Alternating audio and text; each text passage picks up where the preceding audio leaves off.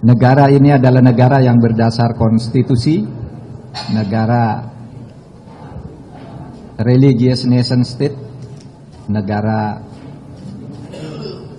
kebangsaan yang berketuhanan, sehingga semua agama harus dilindungi dan dijamin haknya untuk hidup, terutama para pemeluknya, tidak berdasarkan jumlah pengikut, tetapi semua yang memeluk agama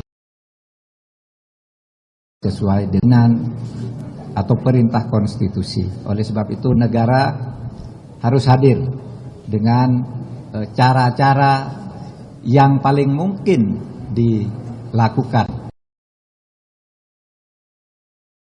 Jaminan kebebasan melaksanakan beribadah itu bisa diberikan dengan baik oleh negara.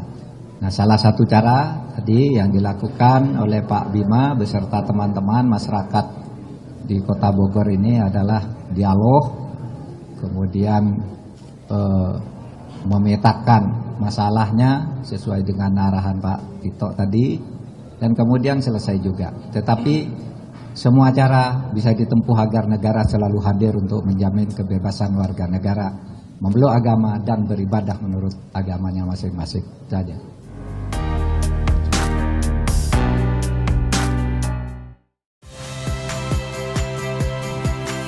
Saya Ihsan Sitorus. Saksikan program-program Kompas TV melalui siaran digital, pay TV, dan media streaming lainnya. Kompas TV, independen, terpercaya.